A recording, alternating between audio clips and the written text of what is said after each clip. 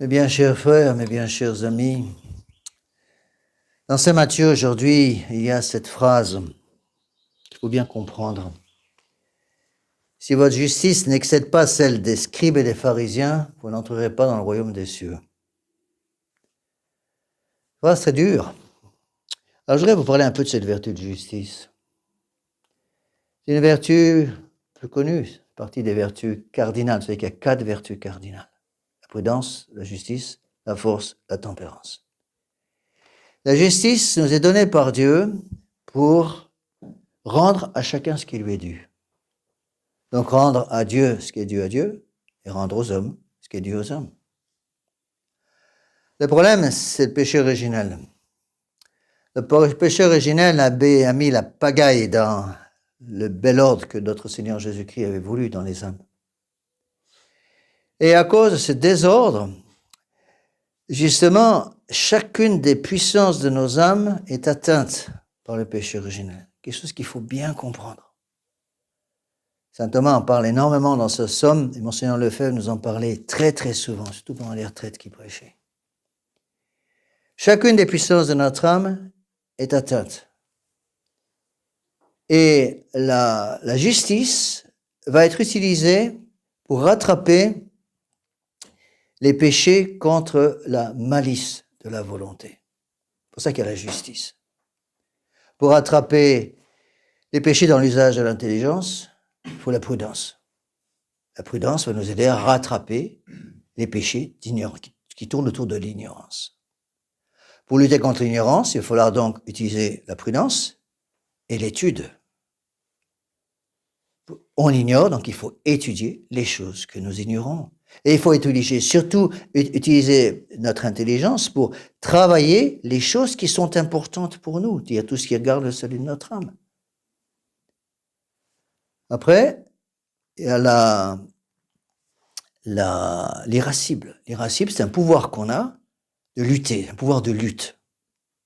La vie est un combat, on appelle le combat spirituel. Donc le bon Dieu a mis dans notre âme un système pour lutter contre les tentations, lutter contre les obstacles. Si vous voulez commencer à suivre le bon Dieu, le démon s'en mêle évidemment, il ne va pas apprécier du tout que des catholiques cherchent à vivre en état de grâce. Donc vous pouvez être certain que dès que des catholiques cherchent à vivre en état de grâce, le démon s'en mêle. Donc Dieu nous a mis un système de protection, de combat qu'on appelle l'irascible. Ira en latin, c'est la colère. Et l'irascible va être attaqué par la faiblesse. Et donc il va falloir la vertu de force pour lutter contre cet irascible. Il va falloir aussi la vertu de pénitence. On fait pénitence justement pour lutter contre les conséquences du péché originel. Et notre Seigneur Jésus-Christ ne va pas par 4 chemins dans les conseils de pénitence. Si vous ne faites pas pénitence, nous dit-il, vous périrez tous. Donc la pénitence, c'est quelque chose d'obligatoire. Et puis il y a encore en nous une partie, si vous voulez, de notre système que le bon Dieu nous a mis dans notre âme pour arriver à vivre en état de grâce. C'est aussi ce qu'on appelle le concupiscible. Le concupiscible, c'est ce qui nous fait désirer les choses. Heureusement qu'on a un désir de manger. Imaginez quelqu'un qui n'a plus aucun désir de manger, il va mourir. Bon. Donc il y a un désir de manger. Le problème, c'est que le péché originel, là aussi, a mis la pagaille. Et on va désirer des choses de façon désordonnée. Donc il faut la vertu de tempérance. Bon. Alors revenons à la vertu de justice, parce que c'est de celle-là dont saint Matthieu nous parle aujourd'hui. La vertu de justice, elle va travailler avec la volonté. Donc l'intelligence a pour objet le vrai, la volonté a pour objet le bien. L'irascible a pour objet le bien ardu, difficile à obtenir, et le concupiscible a pour objet le bien désirable. Donc, le bon Dieu nous donne la vertu de justice pour précisément nous aider à diriger notre volonté vers le bien, pour que nous puissions atteindre la vérité. C'est très beau de connaître la vérité. La vérité, elle est là-bas. Très bien, mais il faut l'avoir, la vérité. Il ne s'agit pas de se dire, ah ben oui, la vérité est là-bas, c'est très bien. Moi, je suis là, je reste là, et la vérité, elle reste là où elle est. Non, il faut l'atteindre, cette vérité. Alors, pourquoi la vertu de justice va intervenir là-dedans? Parce que la vertu de justice, je vous l'ai dit, c'est de rendre à chacun ce qui lui est dû. Lorsqu'on pêche, il faut bien comprendre ça. À chaque fois que je commets un péché, je vole quelque chose qui appartient à Dieu.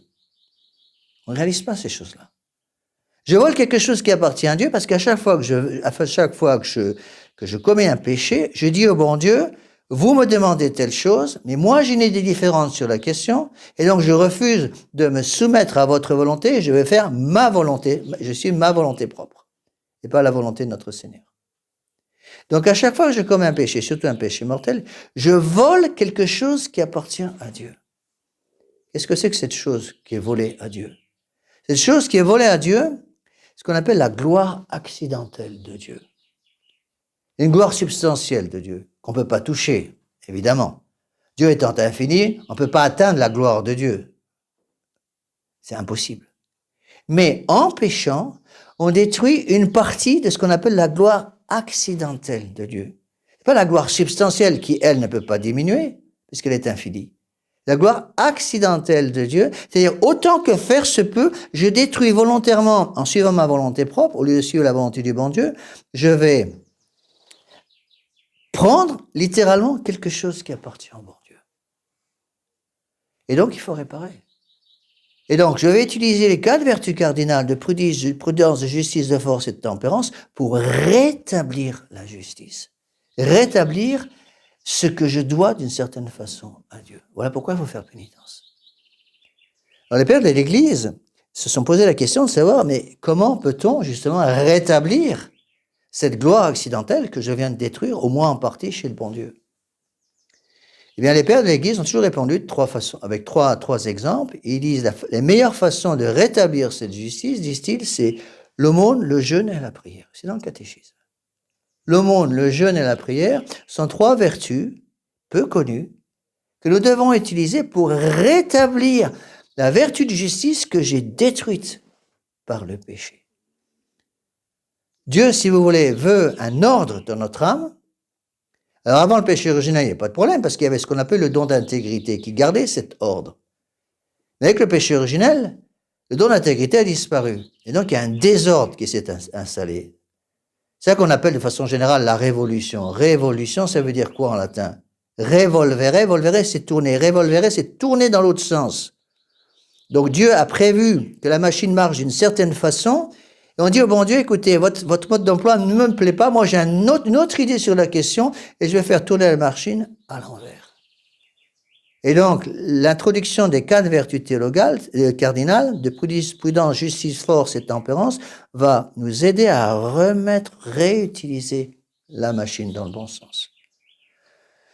On voit tout de suite, quand on explique comme ça, que la première vertu dont on va avoir besoin pour utiliser la vertu de justice, c'est la vertu d'humilité. C'est évident. L'humilité est une vertu fondamentale. C'est la vertu de l'humilité qui va m'aider à reconnaître j'ai manqué, j'ai détruit une partie de la gloire accidentelle de Dieu. Donc je dois réparer. Alors si on expliquait rapidement ces 3 points importants, la première chose qu'il faut faire, c'est l'esprit d'aumône. Qu'est-ce que c'est que l'esprit d'aumône? Pourquoi est-ce qu'il y a ces 3 points? Aumône, jeûne et prière. Tout simplement parce qu'il y a 3 concupiscences. Rappelez-vous, c'est Saint Jean là qui parle. Il y a 3 concupiscences. Concupiscence des yeux, concupiscence de la chair et concupiscence de l'orgueil.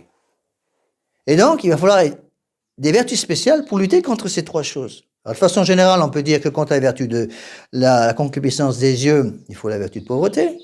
Contre la concupiscence de la chair, il faut la vertu de chasteté. Et contre l'orgueil, il faut la vertu d'obéissance. Mais les pères de l'Église vont plus loin que ça.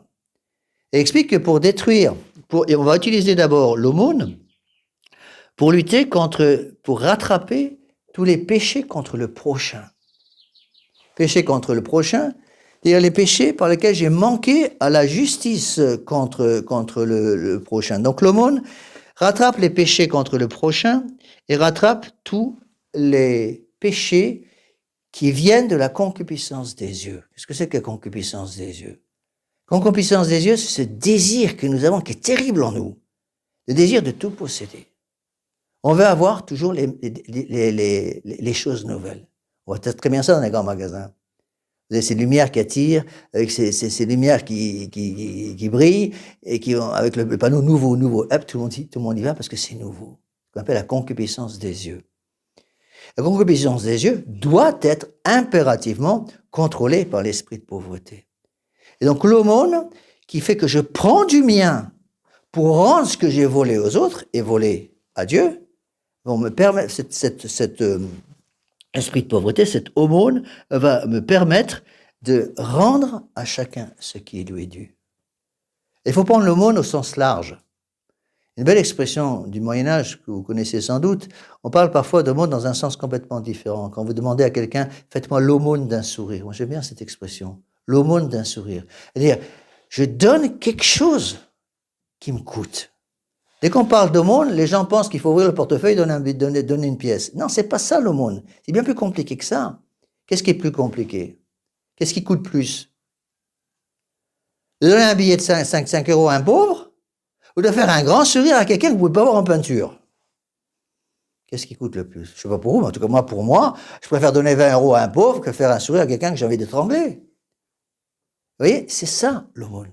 L'aumône, c'est la mortification de la volonté propre et je donne quelque chose qui m'appartient pour rattraper les dégâts que j'ai faits dans mes contacts avec le prochain. C'est pourquoi les pères disent que l'aumône nous est donné pour attraper tous les péchés contre le prochain. Et d'ailleurs, c'est intéressant de voir que dans le catéchisme, l'Église catholique, quand elle parle de l'aumône, ne donne pas de règles particulières d'aumône. Justement parce que chacun d'appliquer ces choses. La seule aumône, dont l'Église parle, parce que celle-là, elle est d'obligation, ce qu'on appelle le denier du culte. Le denier du culte, c'est-à-dire que notre Seigneur nous dit dans l'Évangile que celui qui travaille à l'autel doit vivre de l'autel. Donc c'est un commandement, non pas de Dieu, mais un commandement de l'Église, qui dit que les catholiques ont le devoir d'aider leurs prêtres pour qu'ils puissent justement vivre de l'autel. Ce qu'on appelle le denier du culte. Mais en dehors du denier du culte, l'Église ne donne aucune règle particulière pour l'aumône. Parce que justement, c'est à chacun d'utiliser l'aumône pour rattraper ce qui a été volé. Donc il faut bien prendre ça au sens large. Et encore une fois, ça coûte beaucoup plus il faut savoir faire son examen de conscience pour se rendre compte, voilà, telle personne, je dois faire un effort de charité, de gentillesse avec cette personne, eh bien, je vais faire l'aumône d'un acte de charité à l'égard de cette personne.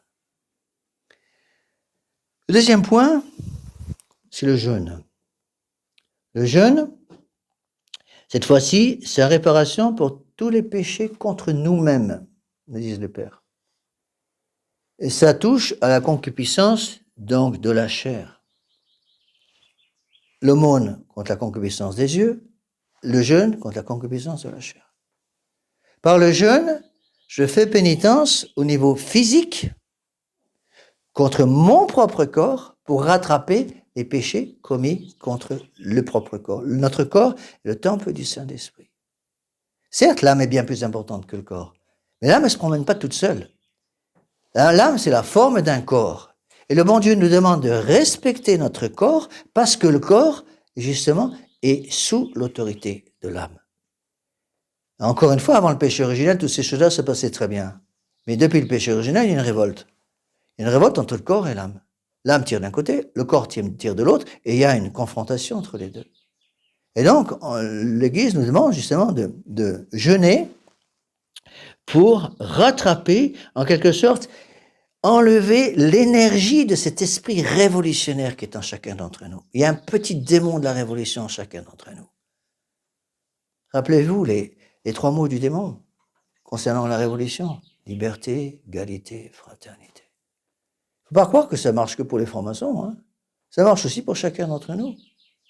Et nous aussi, constamment, on a cette petite voix qui nous parle et qui nous dit « Je suis libre. Liberté, égalité, fraternité. Je n'obéirai pas. Non serviamo. » Rappelez-vous celui qui a dit ça pour la première fois. C'est le démon. Je ne servirai pas. Regardez les conséquences. Et Adam et Ève, ils ont répété la même chose. Je ne servirai pas. Vous voyez, donc, il faut réaliser ces choses-là. Et là, encore une fois, quand on regarde un petit peu le catéchisme, on s'aperçoit que l'Église est plus directe dans le jeûne. Il y a peu de choses sur le monde, il y a par contre beaucoup plus de choses sur le jeûne. Il y a des jours de jeûne. Des jours où l'Église demande le jeûne. Et elle impose le jeûne à toutes les personnes, les catholiques, qui ont entre 21 et 60 ans. Par exemple, les 4 temps, mercredi, vendredi, samedi des 4 temps, 4 fois par an, il y a un jour de jeûne. Certaines vigiles, jour de jeûne. Le carême, jour de jeûne. En plus de ça, il y a le jeûne eucharistique qu'il ne faut pas oublier. C'est aussi un jeûne. L'Église demande de faire un effort de purification physique, parce qu'encore une fois, il y a un contact, il y a un lien entre l'âme et le corps, une purification physique avant de s'approcher de la Sainte Communion. Donc, pour tous les prêtres, le jeûne demandé pour la nourriture solide, 3 heures. 3 heures avant le début de la messe. Un café, par exemple, ou un thé, 1 heure. L'eau ne rompt pas le jeûne. Pour les fidèles, la règle est un petit peu différente. Il y a aussi ce jeûne eucharistique, mais cette fois-ci, le temps est à décompter à partir de la communion. Donc 3 heures avant la communion sans manger, et 3 heures, 1 heure avant la communion pour les liquides, sauf l'eau qui ne rompt pas le jeûne. Et vous voyez, il faut bien comprendre que l'Église, par les pères de l'Église, expliquent bien que ce jeûne est très très efficace pour lutter contre la concupiscence de la chair. Donc certainement la meilleure façon de lutter contre toutes les tentations d'impureté qui sont partout dans le monde moderne, c'est le jeûne. Souvent je conseille ça au confessionnal.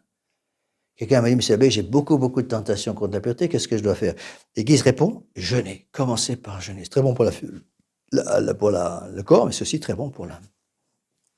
Donc après l'aumône, quand les péchés à l'égard à l'égard du prochain, le jeûne regardant les péchés contre nous-mêmes, il y a les péchés contre Dieu. Aumône, jeûne et prière. La prière, c'est évidemment la troisième chose, donc qui va correspondre cette fois-ci à l'esprit d'obéissance. Donc l'aumône correspond à l'esprit de pauvreté, le jeûne à l'esprit de chasteté et la prière à l'esprit d'obéissance. Cette fois-ci, c'est pour attaquer l'orgueil. Donc la prière n'est pas quelque chose de facultatif. Celui qui prie se sauve, celui qui ne prie pas se tarde. C'est aussi simple que ça. Saint Alphonse de Liguori qui disait comme ça. La prière est nécessaire au salut. Et il faut apprendre à prier. Et ce qui se passe dans le monde moderne. Les enfants sont devenus incapables, la plupart du temps, sont plus éduqués, sont incapables d'utiliser ces tout petits mots qu'on appelle les mots magiques. Vous les connaissez tous. Bonjour, bonsoir, s'il vous plaît, merci, pardon. La prière, c'est quoi? C'est ça. C'est dire au bon Dieu, bonjour, bonsoir, merci, s'il vous plaît, pardon. C'est la prière. La prière n'est pas quelque chose de compliqué. Pas quelque chose de compliqué. C'est cette relation qu'on établit avec le bon Dieu pour récupérer cette relation qui a été coupée justement par le péché.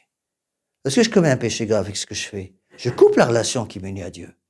Et donc, il faut réouvrir en quelque sorte la communication entre Dieu et moi, et je rouvre de nouveau la communication entre Dieu et moi par la prière. Donc, la prière est nécessaire.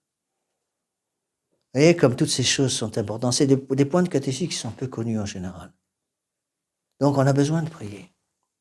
Attention, il ne faut pas simplement prier parce qu'on est obligé de le faire. Imaginez un époux qui se dise... Ah, la belle Lafitte m'a dit qu'il fallait que je dise à ma femme que je l'aime. Bon, il m'a dit qu'il faut que je lui dise ça au moins 3 fois le matin. Au moins 3 fois par jour. Bon, alors je me lève et j'embrasse mon époux et je dis « Je t'aime, je t'aime, je t'aime ». Allez, maintenant je suis débarrassé, j'ai plus à lui dire toute la journée. Qu'est-ce que c'est que cet amour? Un époux qui aime son épouse, doit être heureux de dire à son épouse qu'il l'aime. Et s'il le dit par simple obligation, je suis obligé de dire à mon épouse que je l'aime, il n'y a plus d'amour entre ces deux-là. L'amour est mort. Pareil que bon Dieu.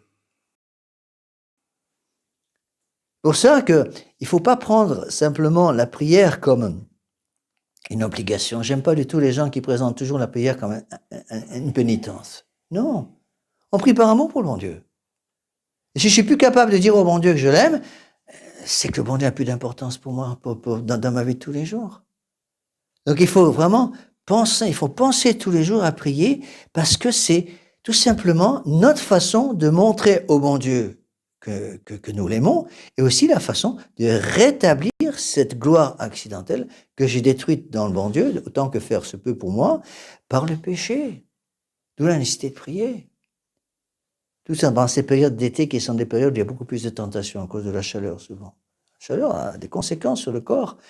Et donc, il y a plus de tentations en général pendant l'été. Donc là, il faut Je dirais prier davantage, bien garder sa prière du matin, sa prière du soir, l'offrande de la journée le matin, l'examen de conscience le soir, le chapelet tous les jours, pour arriver justement à montrer au bon Dieu, mon Dieu, je vous aime. Et si le bon Dieu voit que nous l'aimons, à ce moment-là, il ouvre la porte de sa miséricorde. Il ne faut pas oublier, c'est une chose qu'on oublie beaucoup trop souvent, que de nombreuses grâces que le bon Dieu a prévu de nous donner sont des grâces conditionnelles. Qu'est-ce que c'est qu'une grâce conditionnelle? C'est-à-dire, c'est une grâce qui est donnée dans la mesure où je la demande. Bon Dieu attend qu'on la demande. Attend qu'on la demande. Eh bien, si on ne demande pas ces grâces, eh bien, on ne les reçoit pas. Parce que le bon Dieu, pour détruire l'orgueil qui est en nous, exige d'abord que l'homme orgueilleux apprenne à se mettre à genoux. Et c'est dans la mesure où l'homme moderne ne sait plus se mettre à genoux que l'homme moderne est incapable de prier. On le voit très bien dans le monde moderne. Et c'est parce que l'homme moderne est incapable de prier qu'évidemment il perd la foi, parce que sans la prière, on ne peut pas conserver la foi. La prière est nécessaire au salut. Alors demandons, mes bien chers frères, demandons ces grâces dont nous avons besoin, cet esprit d'aumône, cet esprit de jeûne, cet esprit de prière, esprit de pauvreté, de chasteté, d'obéissance, pour rattraper autant que faire se peut toutes les offenses que j'ai faites contre l'honneur de Dieu. L'honneur de Dieu. On ne pense pas à ces choses-là. On ne pense pas qu'à chaque fois que je commets une faute grave, je bafoue l'honneur de Dieu. Imaginez un époux qui, je ne sais pas, un exemple que je peux donner, un époux qui a bu un coup de trop, qui rentre et qui manque de respect à son épouse parce qu'il a bu un coup de trop. Bon, le lendemain matin, il a dégrisé. Il faut qu'il fasse quelque chose. L'épouse, elle attend quelque chose. Qu'est-ce qu'elle attend? Elle attend une excuse. Et l'époux doit embrasser son épouse en disant, voilà, hier j'ai bu un coup de trop, vraiment je te demande pardon, je sais que je t'ai manqué de respect, je te demande pardon pour ce que j'ai fait. Et l'époux doit faire quelque chose. Bon, je t'invite au restaurant ce soir pour rattraper mes bêtises. Bon. Vous voyez, c'est ça qui est important. C'est pareil avec le bon Dieu. C'est pas dire, oh, je me confesse, c'est fini, c'est terminé. Beaucoup de gens sont comme ça. J'ai commis des péchés, je vais au confessionnal, l'abbé Malafide m'a donné l'absolution, a fini, terminé, hop, on pense à autre chose. Non! Attention! N'oublions pas qu'une des conditions pour que la confession soit bonne, c'est la réparation. Accusation, contrition, réparation, qu'il y a deux sortes de réparation. Pas oublier. Une réparation sacramentelle, qui consiste à accepter la petite pénitence que le prêtre doit vous donner, mais aussi une réparation extra-sacramentelle, de rattraper mes bêtises en augmentant l'amour du bon Dieu pour rétablir une bonne relation avec le bon Dieu. Et avec le prochain aussi. Donc, si j'ai manqué de respect au prochain, je dois rétablir ce respect. Si j'ai manqué de respect au bon Dieu, je dois rétablir ce respect. Et si j'ai manqué de respect à l'égard de mon propre corps, je dois aussi rétablir cet ordre.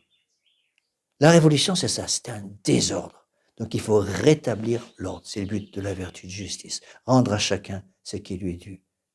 Donc, le travail du chrétien, si vous voulez, c'est ça. Un travail de réparation. Réparation. Et comment on répare? On répare en se mettant au pied de la croix. Donc la réparation entraîne la compassion. Compassion, souffrir avec. Je souffre avec notre Seigneur Jésus-Christ parce que j'ai manqué, j'ai détruit une partie de sa gloire accidentelle. Donc pour rétablir cette gloire, je souffre avec notre Seigneur. C'est la méditation, c'est l'oraison, c'est la vie de prière. Et celle évidemment qui nous donne le meilleur exemple, c'est justement celle qu'on appelle Notre-Dame de Compassion. C'est pas pour rien que c'est un des beaux titres de Notre-Dame. Notre-Dame de Compassion, c'est elle qui répare.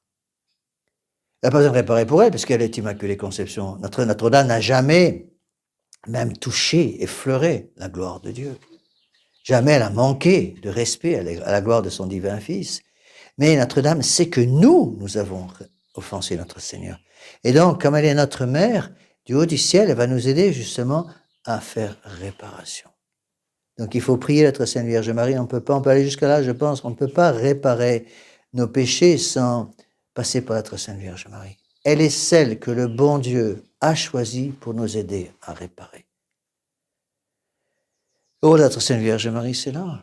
Prendre le pécheur par la main et l'amener au pied de la croix. Parce qu'on n'a pas envie d'y aller au pied de la croix. On a toujours des excuses pour ne pas y aller. Et la très Sainte Vierge Marie nous prend par la main comme elle a dû prendre par la main Saint Jean et l'obliger à venir au pied de la croix. Et au pied de la croix, qu'est-ce que va nous dire notre Seigneur? Fils, voici ta mère. Mère, voici votre Fils. Donc demandons à notre Seigneur Vierge Marie de nous aider à comprendre toutes ces choses et à les mettre en pratique. Au nom du Père et du Fils et du Saint-Esprit, ainsi soit-il.